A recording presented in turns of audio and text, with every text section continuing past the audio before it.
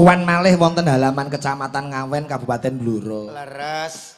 Ujug kabule memperingati hari ulang tahun Kamardikaan Republik Indonesia yang ke-78, Jol. Leres Pak Iki. Nilai-nilai kebersamaan, nilai-nilai kegotong royongan, terus sing diwariske simbah-simbah biyen yang harus kita lestarikan, kudu ditindakake ngono. Terus melaju untuk Indonesia Maju.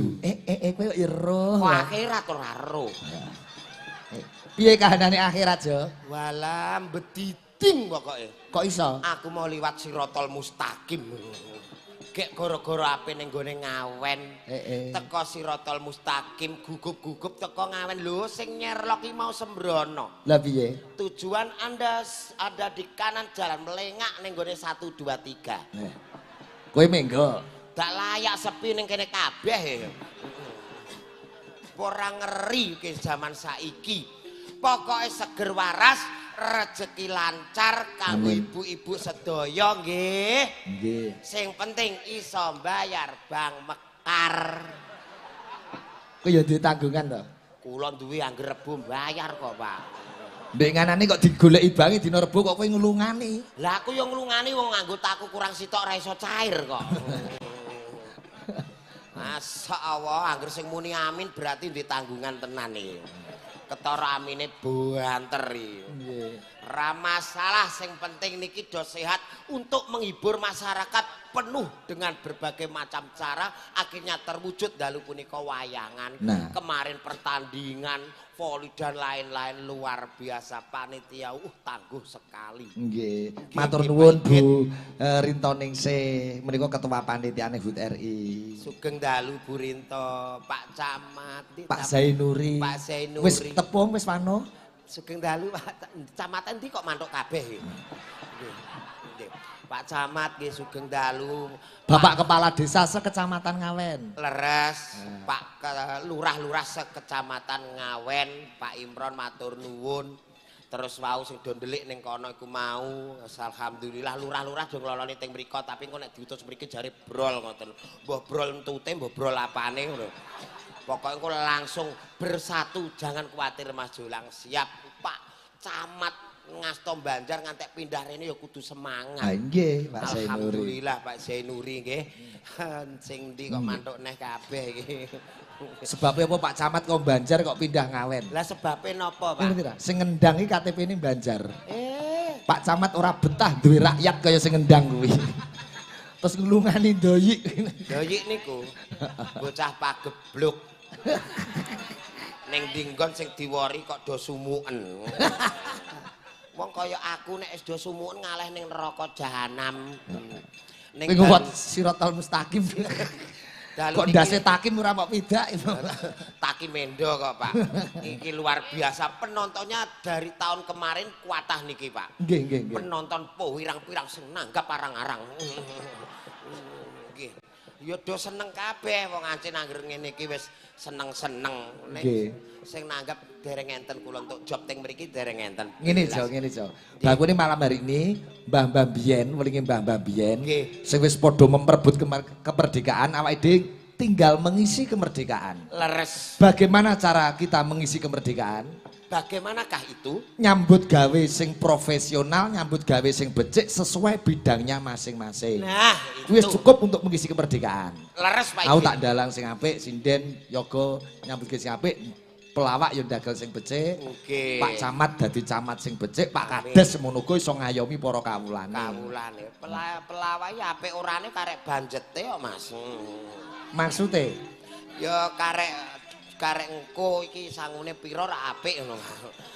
Tahu kok kowe tak weni akeh kok marah ora lucu biyen. Lah nek wong ora lucu wong lara-lara kon mangkat e. Malah sambatan ora bayaran lucu nih ra karuan. Ya aku tereh wonge walian kok, Pak. Lah bengi iki kowe pengen lucu apa ora? Aku lah bayarane pira to iki mau? Soalnya aku dikandani panitia digawa Pak Ikit wis iki ora iso entuk dekengan pusat ya ngono. Lah kowe wong tak kandhani Jo tanggal 4 malam 5 aku mayang ning halaman Kecamatan Ngawen. Kowe kok terus oke. Lah kok terus teko rene nggawa salin, iket-iketan. Lho iki mau piye cah? WA-ne tesih tak simpen Jo tanggal 4 ning kantor Kecamatan Ngawen. Lak mau ngono to, aku ora ngabari Jo tanggal 4 kowe ndagel ya, ora ngono to? Wah jelas iki. Ning Siratal Mustaqim kangelan, ning kene iki ora dadi nasibku piye cah iki engko. Kowe rene iki mau takon kabari takon nonton. Lah kok rene nggo seragam aku ya seneng. Seneng iki maksudnya aku ya anggota kok. Sampeyan wis muni lho, mau bintang tamu lho. Iki wah duit panitia iki. Jelas ora beres iki. Duit panitia Mas Tarjis kondo digawa Pak Sigit kabeh termasuk duit-duit. Aku wacanen. Piye? Apa aku ngomong Jo bintang tamu. Kowe takon dagel lah ora. Waca sik sing jelas. Jo tanggal 4 bengi aku mayang ning kecamatan. Iya ora? Iya, Git. Iya, Mas. Iya, Mas. Piye ki cah? Semangat. Wis ngene ae wong iki wis separo Pak, wis ora urusan ra apa-apa. Wis terusno aku ora ndagel. Tenan? Oh. Iya di tanggungan Bang Mekar are. Iya. Sithik-sithik lah kena nggo ngangsur. Kowe aja kuwatir malam hari ini dikancani bintang tamu yang spesial. Sing pundi? Mbak Lucy Brahman. Wow. Bintang tamu ini lho dambaan setiap penonton.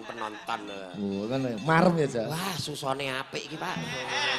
Padake sapi wae. Maksudnya iku piyayine iki lho, piyayine. Iki gek apa-apa iki sarwa tarampil ndelok nek mirsani pangageme terus carane ngunjuk barang iki terampil. Iki aja meneh kok dodol swara, dodol omah pinter iki. Ngawur. Kok jenenge usahane wae ya perumnas kok ya. Mbak Lucy men jumeneng rene. Oh. Nggih nuwun sewu Pak Igit sejatine niki dereng donate pirsa piyai mriki. Kula kalih Mbak Lucy niku mantan. Mantan? Kowe karo Mbak Lucy? Mantan. Biyen bojomu? Kula kan sakderenge kenal Eni kan kenal niki riyen. Sadurunge karo Mbak Eni karo iki. Kenal niki. Lah putus mbek iki kula golek sing bodine kembar niki. Kowe karo Mbak Eni terus anak-anak mayang. Mboten, kapien niku. Anak sing cilik dhewe iku. Sawung. Mbak Lucy wonten dawuh. Kula kalih niki nggih pun anak-anak. Anak-anak. Pun gadah anak 3 dadi wedhus. Iko nek ngemiki nyerondoli lho Pak kowe. Ngene niku, wong anake wedhus lho. Aku wong dekne wong anak-anak cempe nek mie iku mie ora gelem mbek bobok, ya mbek ngene terus serondoli. Jumeneng bali. Kinutang-kutang tansah bisa lalati. Arep rasa tentrem.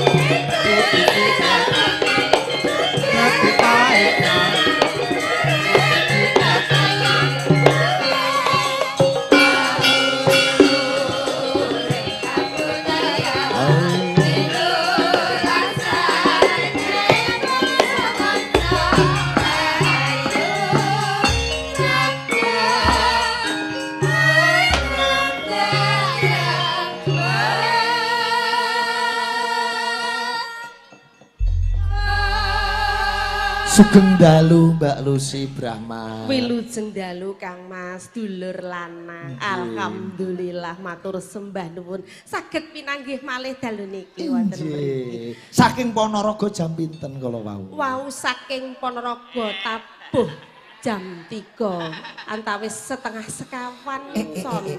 Setengah sekawan sonten. Injih.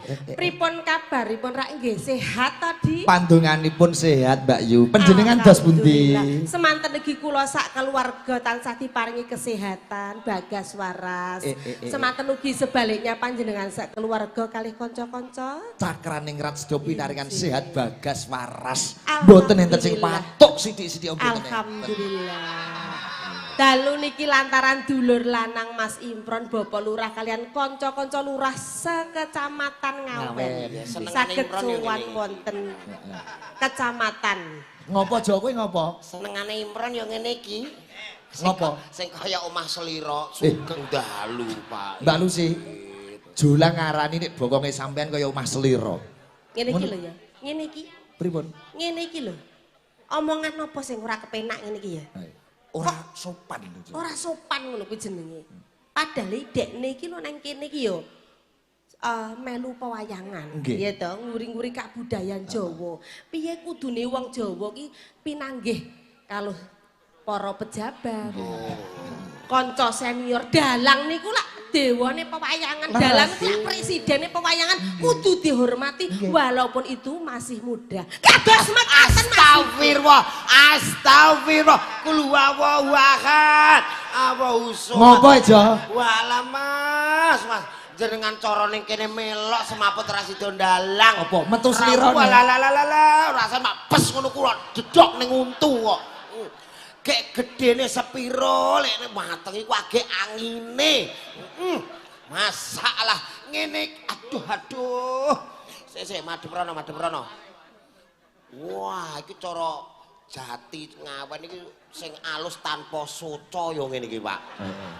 Iki dadi medelan pira? Medel iki nek lilitan 110 iki wah, iki 30 kotak nyandak iki. Piyai kok sik seger ngene kuwi lho. Ngene lho Mas, tak kene tak kandhani. Sinden-sinden iki masya cilik bokonge gedhi, ya ta. Masya cilik dodone gedhi. Iso dodone nek ra gedhi. Mergo ya piyaine bodho brentel, apa nek aku ngono. Mergo kopen. Uripe ning tarup ngono lho. Dadi sampean kuwi ya sampean duwe bojo cilik ambek gedhi ki malah penak gedhi. Percaya. Apa nek seniman kuwi rezekine ora tentu kala-kala rezekine akeh ya ora kaya seniman, kara-kara melarat ya gak kaya seniman. Nek dikala sampean ora duwe dhuwit bojomu gedhi sak aku ya ora mbok pakani seminggu ku ya panggah gedhi. Syukur. Ngono. Bojoku iki mbiyen cuwilik kepengin gedhi kaya sampean iki tak ore amben dina. Lho ora gedhi kok dadi ijo. Tenan wi kok kaya bayem mbok urea. Alhamdulillah saya itu kagum luar biasa wonten mriki Mas. Selama kula dados seniman di Jawa Timur, di Jawa Tengah, teng pundi mawon nembe nemaini iki lho. Kecamatan nenek wayang. Rutin tiap tahun. Nembe di Ngawen, luar biasa tepuk tangan untuk Ngawen. Masyarakat Ngawen. Kecamatan kene bersatu. Kamangka niku saya tahu. Saya juga di pemerintahan. Yok nopo anggarane kecamatan kuwi lek ngolah iki padahal wis kemeng. Lah piye anggarane piye? Anggarane sih. Ya paling sithik dhewe. Karo lurah lho sik sithik kecamatan, tapi kecamatan Ngawen hebat. Krana apa? Kerukunan kanca-kanca lurah. Kanca-kanca pengusaha luar biasa. Ini ki perlu dicontoh. Selama kula dados seniman nembe 2 kali di Kabupaten Trenggalek dan di sini. Ngawen Bluro ke. Tepuk tangan untuk kecamatan Ngawen Bluro. Luar biasa. Aku biyen yo tau kepengin wayangan ngene iki terus golek dana-dana malah dipetnah kancaku darane mek bati. Lah ya rupamu kaya maling. Ya. Aku yo panggah terus tetep nekat golek urunan aku. Bek kudune sida, ben sedaya awake dhewe iki iso seneng-seneng ning ngene kaperdikan. Krana ngene Mas ya, sing berjuang iki kala semono kan mbah-mbahe dhewe ya, dengan darah penghabisan awake dhewe anak cucu iki karek merayakan melestarikan iki lho Nduk, Le, mbahmu biyen sing berjuang, dhewe anak cucu ki karek merayakan dijak tarikane lek miso-miso kaya mbok. Tangga kowe yo kok. Kene kabeh mbok gawa paling kowe bati lah. Mboten napa-napa. Ya ora ning itu alah yang dinamakan gendala sesuatu yang baik belum tentu diterima dengan baik. Wayangan bengi luar biasa Kecamatan Ngawen. Lho, tepuk tangan kanggo Ngawen lho, Mbak. Nggih, tepuk tangan kanggo masyarakat Ngawen sedaya. Kanca-kanca lurah Kecamatan Ngawen, Pak Imron dan kawan-kawan matur sembah nuwun. Wong-wong do tepuk tangan kene apa kok Pak Camat ora tepuk tangan. Nyap pundi Pak Camat? Pundi Pak? Anggarane kecamatan sithik Pak Camat menawa tambel. Pak Camat ingkang pundi Pak Camat? 1 2 3 4 menawa Mbak. Ingkang pundi Pak Camat? Kae lho Jenggalu Pak Camat. Ngagem busana ireng. Oh, piyaine gedhe dhuwur masalah Pak Camat. Pak Camat mboten ngersakne dukun pijet? Ampun Pak, wong dhek nek pijeti milih gorokan kok. Kok gorokan? Yo, lek sing dipijeti sampean aku tak pilih gorokan ya to. Lek sing dipijeti Mas Sigit, Pak Camat ya beda. Apane sing kira-kira mbok Ya pijet? dhisik astane dhisik, ya ta? Iya, terus? Munggah nang pundake Pak Camat penembe masuk angin to Pak Camat. Iya, Pak Camat. Melorot ning dodo. Iya. Sing muni kok. Iya. Aku masuk angin. Dek Aku kokean masuk dhuwit angin. bar kok luar Umpama aku camat terus melorot ning dodo. Melorot ning dodo. Mbak Lucy, Lah, Pak Camat napa nembe masuk angin yo kathah rapat nggih menika. Nuwun sewu Mbak Lucy kula niku res-resen kok, Oh, Mbak. nggih. Mandap malih. Nggih, Walah. cobi, Ingkang cobi. pundi Pak Camat ingkang rekasaken madarani mbok bilih sakit menika Pak Camat? Pol ngisore sithik niku lho, Mbak. Niku nggen pupu niku Mriki. linu. Didemok napa? Nggih. Ditungkak mawon. Rasakno kaya wong beda kaseh. Pak Camat karo warga apane Pak Lurah dengan pengusaha iki bersatu. Bersatu. Lah mriko wonten request, Mbak. Napa requisipun? Caping Gunung Jengleng. Walah jos. Larase Slendro Songo, mengke terus dikendangi cara tayub Oh bluro. iya. Lah ning wong sing lanang kaya ngene jengleng siji mboten krasa dekne niku. Lucy. Mboten krasa dekne jengleng siji. Awang 10 piye tak undangno. Kowe iki kok yo. Sampean niku Lho kene ketoke. sampean trimo tak jengleng aku to. Iya. Wes nek ora trimo kok gentenan mbek Pak Sigit penak-penakan wis to. Ora butuh sing cilik karo sing gedhi. Ben iso ngrasake duwe bojo gedhi kaya ngapa, duwe bojo cilik kaya apa. Enak sing gedhi tenan. Kok iso? Lho iki apa-apa ki lho Pak kasur ora tuku ke ya empuk. San saya model ngene kan anget Pak Igit. Masa anget Mbak Lucy? Lah iki ngempit ndok nek ra kisut tak ndelok wonge. Mateng kok iso. Iya mateng, heeh. Ha nek kesuwen ya kisut no, Pak.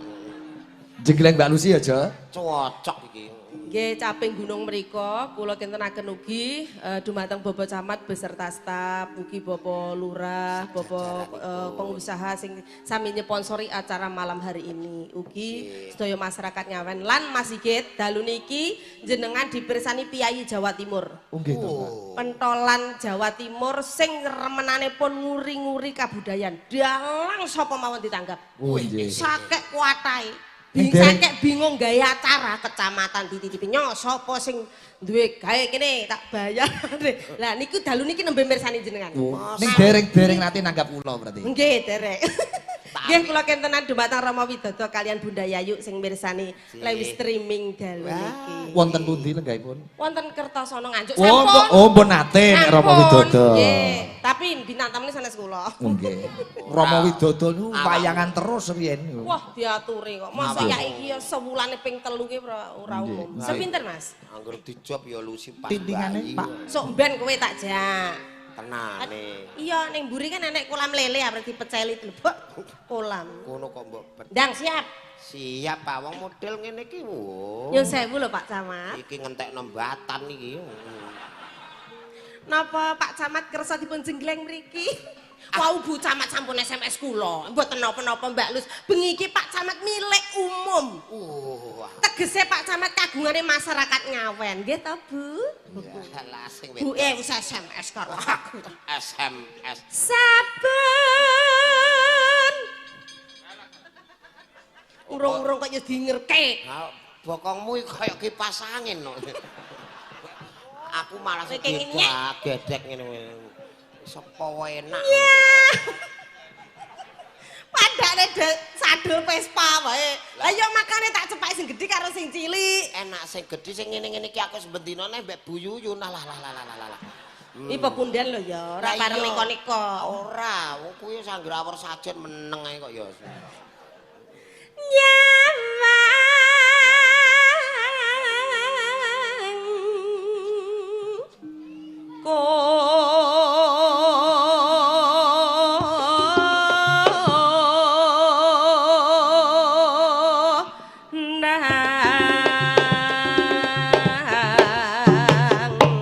Mumbul, Cok.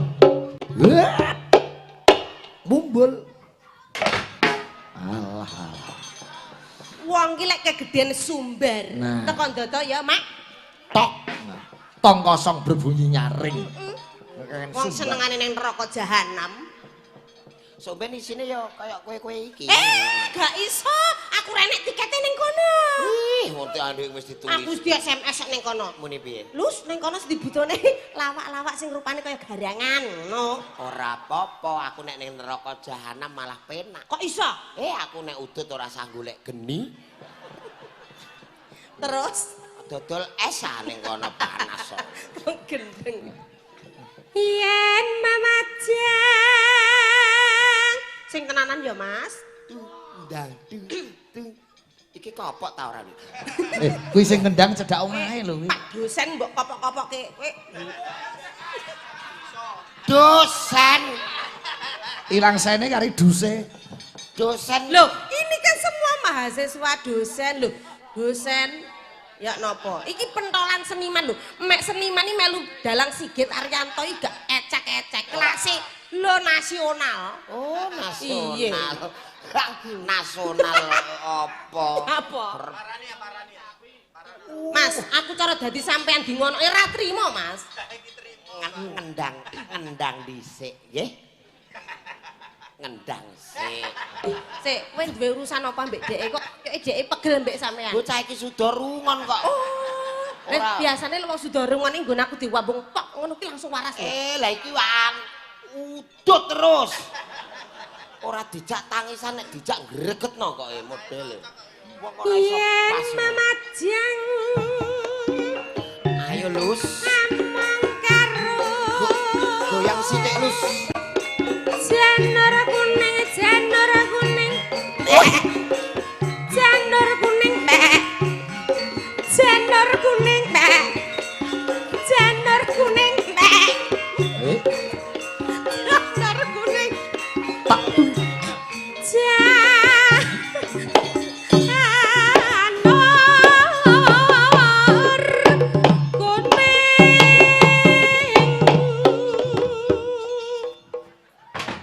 Alah. Kok ora iso puwe nang to, Jo? Piye to, Jo? Wong jengleng Brahman iku ngerti mak plek ngono iki terus piye? Tung tung tak ndang ndang gentak tung jreng. Warono. Engko lek pas walah sampean jengleng, sampean mumbul kuwi piye sing nabuh ngono lho. Nek kok kancane lek ora mangkel bojone wis susah ngopeni iki. Kok iso? Lah nyapa? Kon tuku sabun dulit mulai entuk mari Mas kok. Udut dum-dumane kemaki menawa. Engko. Kuwi lek ora duwe gelo ati wis gak mungkin kaya ngono. Wong nyak penak lho, ngendangi aku lho kepenak lho cut. Yo. Janur kuning, janur kuning. Janur kuning. Aku lho wong wedok. Iso kowe? Iso? Janur kuning, janur kuning. Jreng. Janur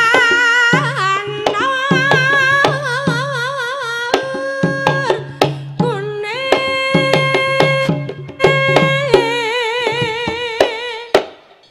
Jreng. Tenan to. Sampean iki dhek koyoke wis lara ati tenanan ya. Sampean njaluk sepuro apa piye? Koyoke kurang mudeng. Sing mbok maksud kuwi. Terkutuk. Lusi penak kok aku ora. Ngene Mas, carane ngerti. Lek wong pegel ngono kuwi kudu mbok slondoi. Oh, Kang Mas, sapa asmane? Ndoyi. Mas Ndoyi. Insinyur Ndoyi. Kang Mas Insinyur Ndoyi. Wis angkatan karo Insinyur Soekarno dene. Kang Mas Insinyur Ndoyi ingkang kawula tresnani nyuwun pangapunten sedaya kalepatan. Panjenengan kendangi kula ingkang teteh. Mas. Astagfirullah. Mboten. Ngono. He. Insinyur Ndoyi, tulung jenengan ngendangi kula ingkang teteh. Nyuwun pangapunten sedaya kalepatan. Nyuwun pangapunten sedaya kalepatan. Nggih. Bocah iki ingkang teteh. Nggih. Ingkang teteh terus terangno nek maksudmu piye nek sing berikutnya ngono lho. Sing kados nika tung tak ndangdu ndang gentak terus sret. Kanca-kanca tutuke cekeli. Cebloke siji-siji jreng. Oh, ngono. Ya.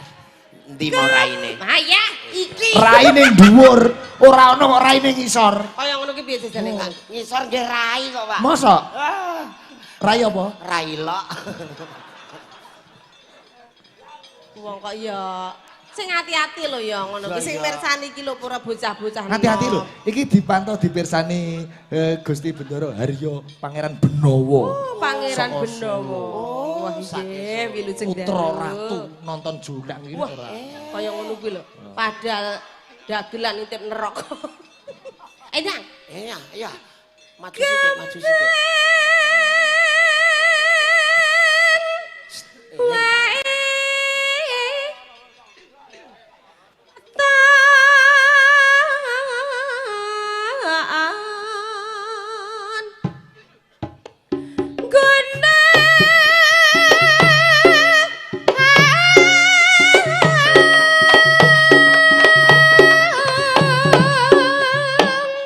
Wup.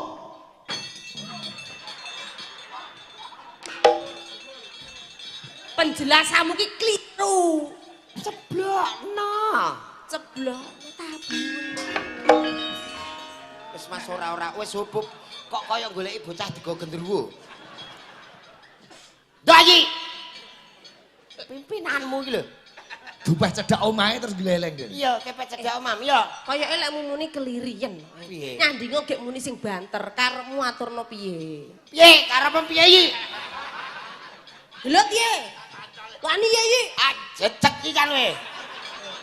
Ya ngono. Iya, rumah samu alah pangananmu ki apa to? Yi. Rumangsamu. Paling pangananmu petempe. Halah. Kowe iki lho rokok ing rekes yo. Lah iya. Wong bocah mergawe dat. Lah kuwi rokoke sapa? Rokok sapa kuwi? Rokok doyi. Lah kok mbok jaluk? Enak. Titeni kowe, omam kowe buntu ta ora? Mbut gawe ra tenanan sesuk aja jak Pak Iget. Sing banter nek ngomong. Yi, kendang aku. Sesuk kowe ra dijak. Jengkel aku. Kata kayake sing dendame gak mek ndoyi tok. Aku kaget lus. Kaget nak aku Allah kok kena sawan Allah mesakne men kene kena sawan nak kena sawan Ora apa-apa. anak mama kena sawan nak kene kena mi cucu. Aku mi iyo. Lah. Gus kok Piye to? kok menggunakan kesempatan? Wong kaget ini ndingkon dimii kok malah dikei bokong. Lho lek tenggen kula bocah cilik kena sawan lho malah kuwi sing mandi. Aku wis mbok tambani matur suwun timbang ngangelno tak ngambung dhewe kene. Iki dipersani Pak Camat karo Bapak Lurah sak kecamatan Ngawen kok. Wis aku tak mbek 20 tak ngambung dhewe aku. Tapi ora apa-apa Mas, kita tuh kan mitra kerja. Iya. Sampai orang ngambung kene ora apa-apa, ngambung pipi oleh ora apa-apa. Masa? Ning aja nyalahne aku lek sesuk enek dagelan rerek ndase. Ndas iki penting ya Pak Iki. Kok iso penting? Tahu lho aku turu ndasku tak singgahne bojoku mlebu kamar. Ndase endi ndase? Ndase ngoten kok. Ndas penting arepe dijukuk. Ora lah nganggo pipine sing nang omah ae. Wis ben kompak nanti kandhani meneh. Ayo. Kompak, tung gentak-gentung kompak, ya. Kiki aduh. Doi kompak. Paciten.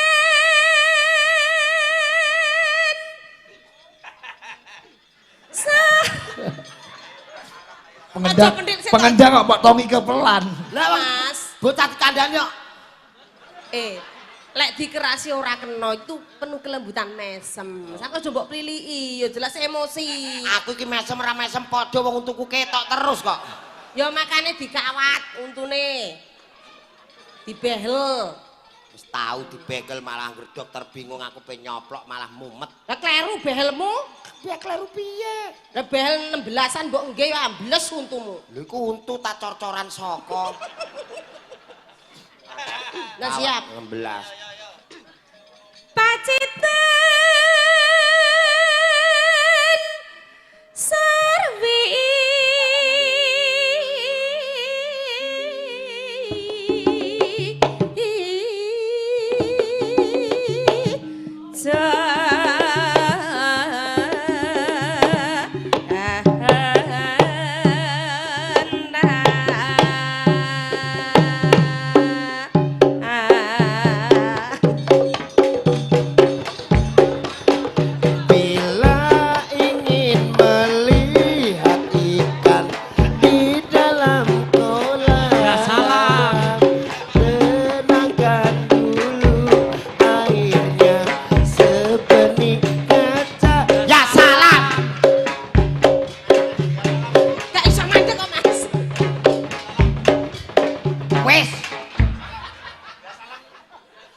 Wong kene ape jengleng mbok doli ya salam. Tak omongi Mas. Koyoke kok keronto-ronto to Dek iki ngapa? Aku karo Mbak Lucy ki wong lho. Iki sing mirsani ora wong kene tok. Streaming 2.500 wong. Aku mbek Mbak Lucy ki lho. Matane. Kebacot. Ora apa-apa, Mbak, ora apa-apa. Iki masirku tak jangan. Kebacot.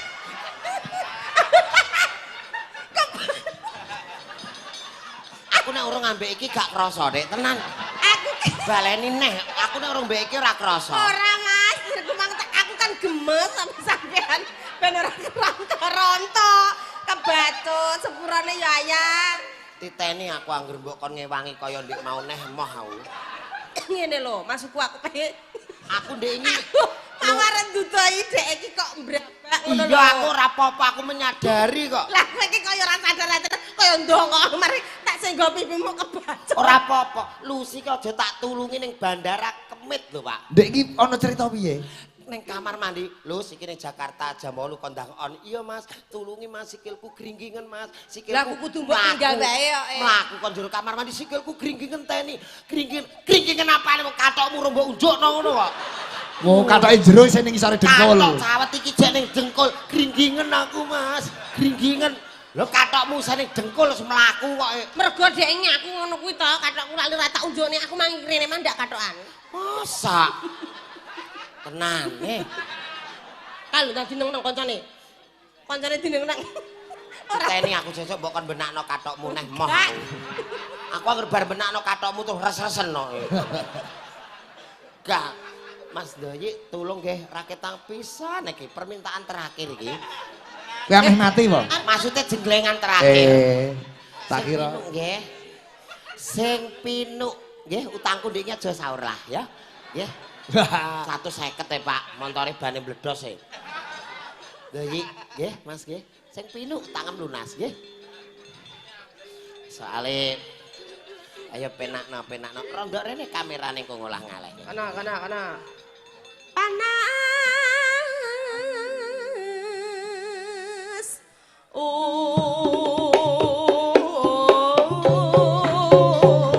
Dan Yo janji piye Mas, janjine kepiye?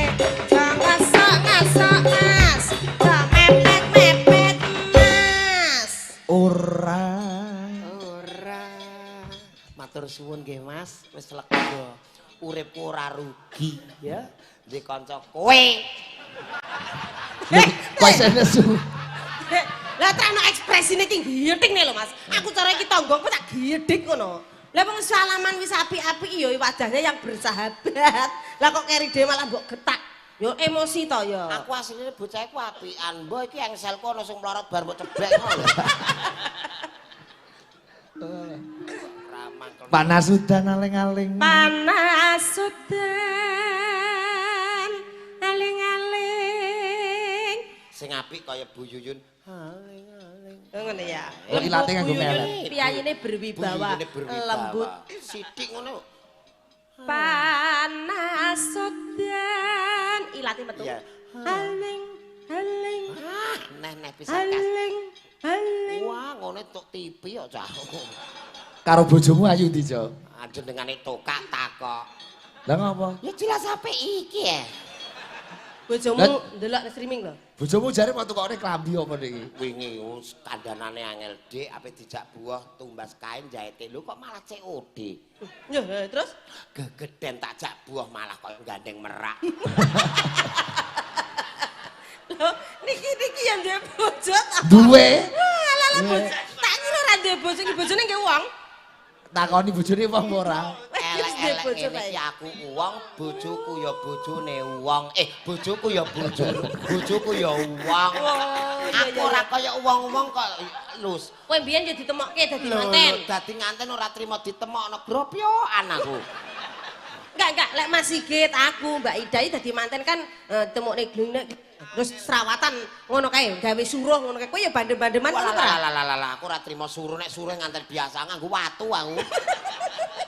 Bojone Cina lho, Mbak. Oh, gitu. Masalah bojone ngipi apa oleh bojo kaya Bathara Kala kok gelem. Pak Iget yo. Ngene lho ya. Eh. Ngene lho Lus. Kepiye? Percaya ora percaya terae bojoku Cina nuwun sewu lho. Iya. Iku kan mone Cina bento tak dusi kuwi. Masalah. Pek iku. Tapi bojomu Cina kan awake putih, sampe ireng lah. Anak-anak ndare kaya ula weling ah. Anakku kaya tali sepatu. Tali sepatu piye? Ya abang kuning putih ireng ngono. Ya anak-anak uang lho untukmu ngenyek kok tenanan lho. Lah iya to ya ora pengen ngerti lho. Ngono lho. Ganteng lho anak Ijo lagi Mbak Lucy, tenang. Gitu. Lah wong dek ora tau ning omah kok anake ganteng. Tanggane kan ganteng-ganteng tanggane Jolang. Bojomu? Iya. Bojomu? Lho bojoku wis tak tulis ya. Piye? Ngarep omah kae tak tulis ada lowongan ngono susah. Kok ngrasakno lho wong ya Panas udan panas capek gunung. Bareng Jo. Ngawen gun barongan Jo. Ayo Jo.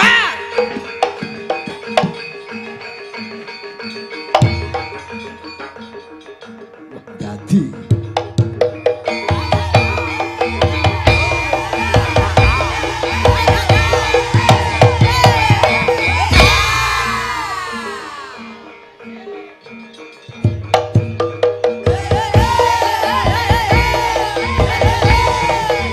Barongan kemayune.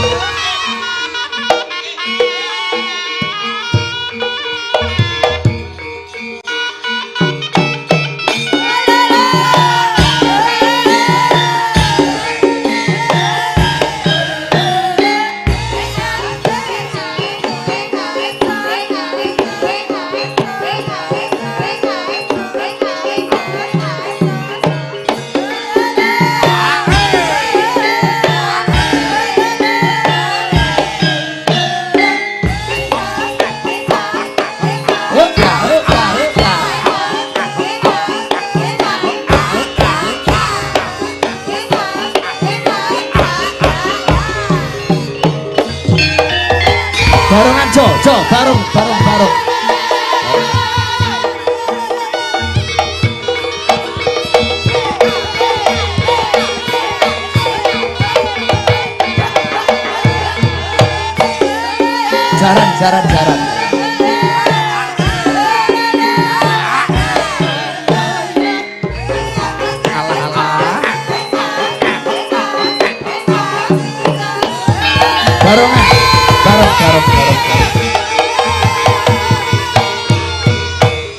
Jaran.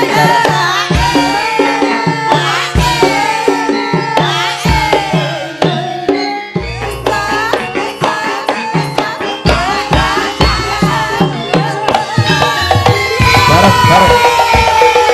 Bareng. Jaran. Barongan.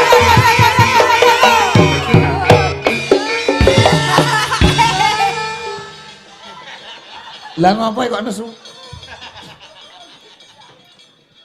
kono karek tung-tung gendang laku untukku mobat mabit. Bar jatilan bareng. Lho, lek jaranan kedirinan ya ngono kuwi sentere we. Kudune gulung baru jarane metu. Lah kono karek tung-tung gendang taken laku. Loh, lah memang seniman iki kudu serba bisa ndelok-ndelok lah kono ora ono gange kono karek tung-tung gendang taken. Angger doyi kesel genten rangga kesel genten doyi. Lah aku yo ning Siratal Mustaqim neh no. Yo pancen kendangnya balekke. Kendangnya balik. Cah kok balekke. Lah kowe pengen dikendangi jaranan senterewe apa ponoroganan? Aku ki Ilio. jane wonge nrimonan. Lek ponoroganan kowe joget ndodo Ayo, ya ta. Mripat lek Sulaya lungguh ya moncrot nek aku wae. Jenenge wong urip. Ayo ya punya. Alah. Iki apa lek cak karpet ora dilem. Kesempatan. Orang jarak lus, wong ngono ae gampang 50 ya 50 lah. Wadah ning nyak sek. Pura lek sak pangkonan 500 aku 50. Lah iki pirang-pirang pangkon wong sak pangkonan 50 apik lah iki kaya ngeleh lemari. Ngece. Ngece kowe ngece. Bintang tamu dibadake lemari. Bintang tamu dibadake lemari kowe, Wo. Kowe lek nek pipi mak peleng neh ya aja nyalahke aku, Lambene wis mencor-mencor. Karepku ngene lho karepku. Maksude lemari adah klambi. Ayo.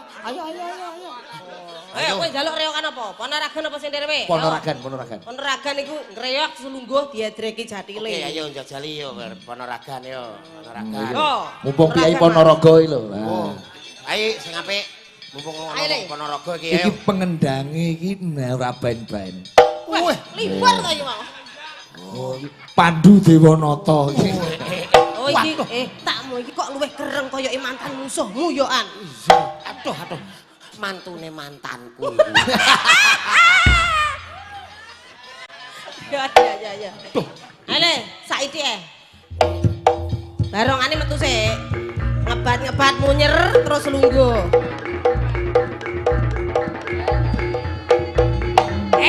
Ya. Hei.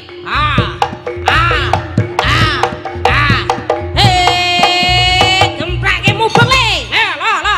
Lo. Mubeng le. Gowo dadak merak. Nah, iki prajurite metu nah. Yo! La, tepuk tangan anak-anak.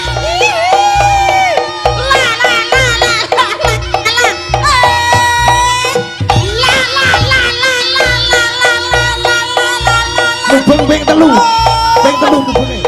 Ngebarke telu. Siji. Mubeng neh.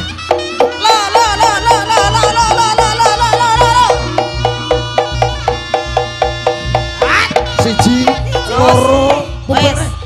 Lungguh. Terus Tulung jek ambulan ning puskesmas ki kon re. Lah napa? Iku kan 24 jam. Ketoke kok wis sampe ning neraka jahanam ya. Majolang, kebatan siji loro telu terus ndodok. Lah iki wis ndodok. Diadreki jatil kuwi jenenge prajurit. Ngono lho. Iki jatine iki Mbak Lucy. Kowe mubeng sik. Muter ping telu lungguh. Nah, dieling-eling. Sampeyan ora ndodok, ora mapan ndodok njaluk diadreki gak metu. Jarane. Cara Ponorogo ngono. Ono kuwi jaran Ponorogo. Oh, sak jenenge yo. Ping telu nek iki. Iya ping telu terus ndodok.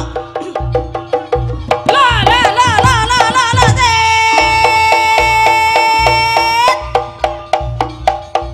Muter la.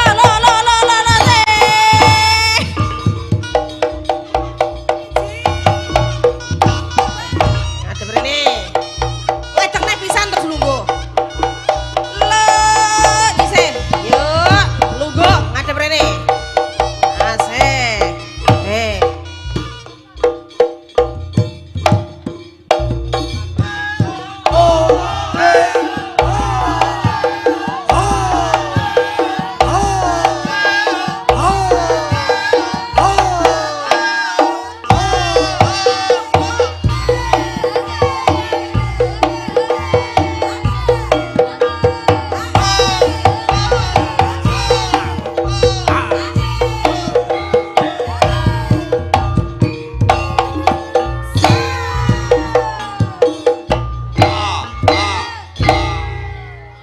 Ngopo tak angkat tangan ngopo? Ora, wis ora. Ora nganggo jatil-jatilan ora. Lho kowe mbok pamerno tok ora entuk dituku kok. Oh tak dugang lambemu kowe. Niku tengerek di prajurit sing ngece. Ha kuwi kan perang to. Kowe diece, lek diece kowe maneni. Prajurit ngece ora apa-apa iku ne lho. Dadi waneni. Tak waneni yo omahku entekno. Kok omahmu entek? Lah kono ngene tok entuk omah entuk sembarang. Lah aku nek ra dol omah dol bengkok sawah ngono teko ndi. Model ngene iki sing entekno panenan sawah bengkok yo ngene iki lho. Ya wis ora sarek-rekan, wis bar. Bar wis. Lho, memang sing di Ponorogo itu lambangnya sing gawe barongan iki memang piyai kang dedaya. Kuat. Dadi sapa Dadi kudu kuat sampean. Manut Iya. pateni. Nadyan wadon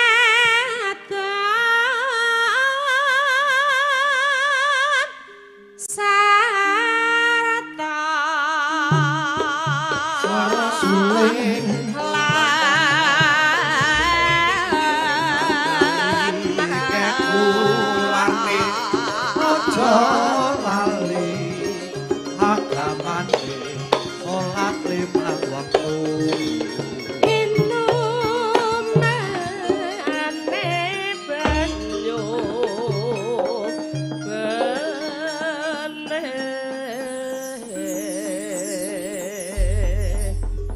caping gunung berdua karo Mbak Ima.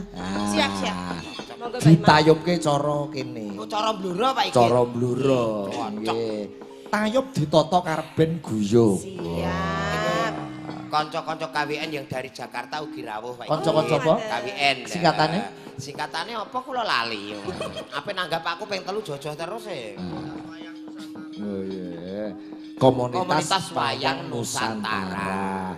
Sembah nuwun kanca-kanca Cakraningrat Fans Club nggih padha rawuh JFC.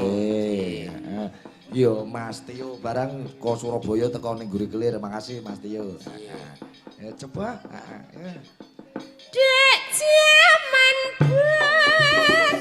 bajaman sore kelingan anak lanang biyen tak openi saiki ana ngendi Mbak Ima jarine wis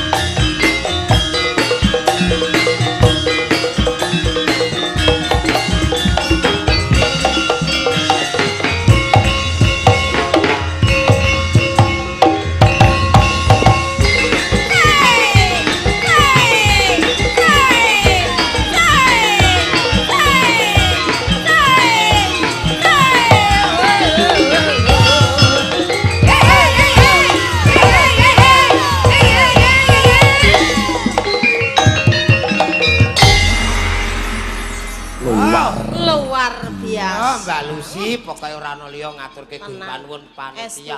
Pak Lurah beserta jajarannya Pak Camat. Mas banyak Jola. kendala sekali tapi kita bisa terwujud Nggih. malam acara tasyakuran hari kemerdekaan. Semoga bibar acara tasyakuran menika konco-konco lurah semakin kompak. Amin. Harus jelas. Masyarakat semakin kompak demi kemajuan Sesuai Kecamatan dengan Ngawen. sila ketiga persatuan dan Ente. kesatuan Ya, ya. Mas, Untuk niki. Indonesia ya.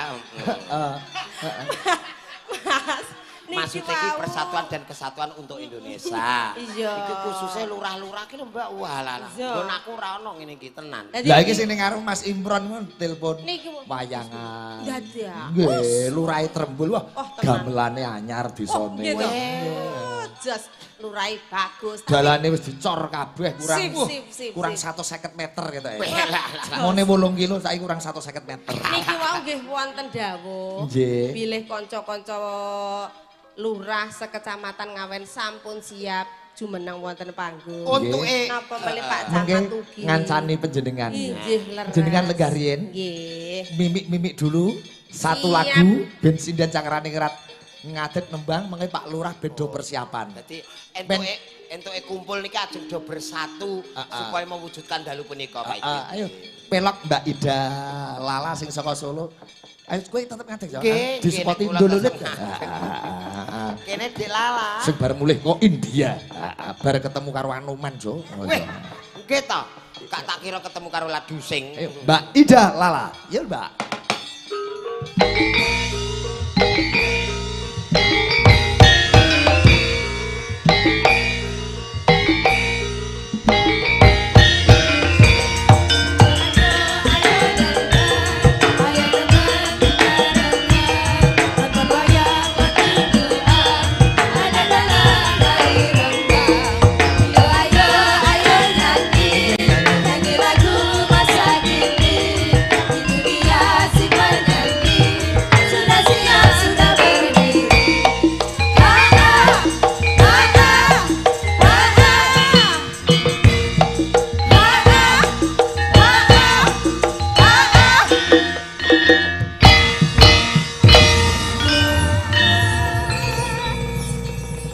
Malam Mbak Ida. Selamat malam Mbak Yucange. Memperingati Mbak HUT Ibu. RI Kecamatan Ngawen Kabupaten Blora. Aha.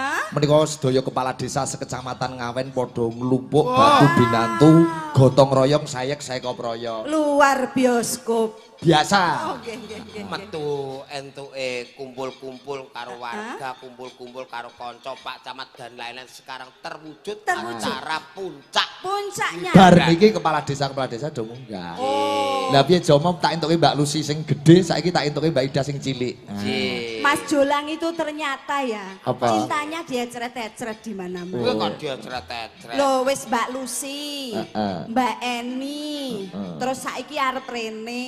Ora kae-kae ku ming ilusi. Ilusi. Cuman Mbak, gimmick di panggung. Jadi Iya. nggak beneran. Ndak untuk menanti kadang-kadang kepala desa nyanyi lagu Mbak permintaan konco-konco iki nggih. Sembah nuwun Pak Bambang, Pak Sekdin Oke. perpustakaan. Biyen Pak Camat Jepon, Pak Camat Tunjungan, rawuh sekalian Pak Bambang. Nggih sembah nuwun Bu Yati menika Presiden Ngawen menika senior. pepundhen kula. Wah, rawuh sembah nuwun Bu Yati nggih. Menika lagune runtah Mbak Ida. Oh, oke, Runtah. oke. Sing sigrak Mbak Ida. Siap. Oh. Gas. Oh runtah. Lagune Bang Dul Sumbang. Digarap dicoro cakrane ngerat. Oh ya. Coba kaya ngapa bar iki kadang-kadang kepala desa men munggah ngancani Mbak Lucy. Oke. Mbak Lucy men mimik dulu men istilahnya. Anu Mas, kok mimik iki ora keplempoken kan dhek sangune wis. Ya ora. mimik kene mbek kene ku beda. Iya. Mbak Ida Lala, runtah dados. Yo. Mas Jola. Tidak lala sayang. Aha ya. Oke. 1, 2, 3. Aha. Once more. Go. Sekarang Bu E. Mas Sigit boleh aha dong? Ahai.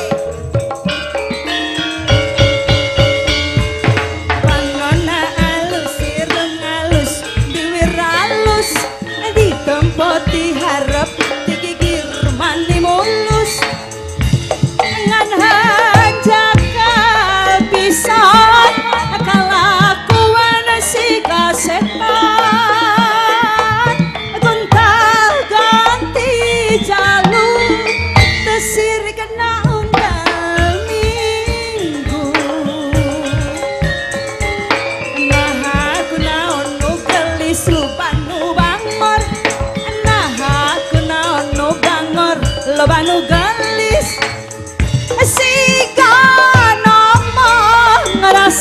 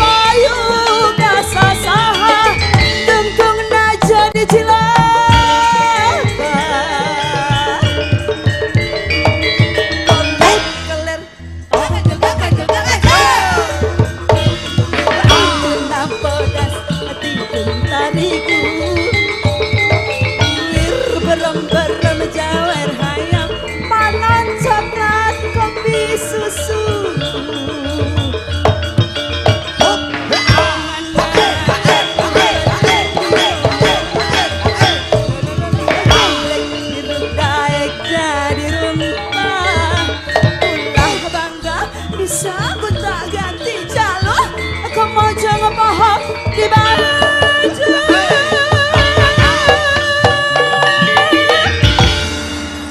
Wah, terima kasih. Runtah kuwi lagu lawas digarap meneh, Jo. Lama tahun 80-an iki Pak Git. Lagune Mbah Dul Sumbang. Oh iya. Iki kadang-kadang kepala desa nggih Mbak Lucio. Nggih. Kanca-kanca kepala desa sekecamatan Ngawen. Nggih. Mas Imron. Monggo Mas Imron sak kanca lan wau wonten Cecala Pak Igit kanca PPK mungkin kersane gabung Pak Lurah-lurah. Oh iya, Mataraman. Turuk.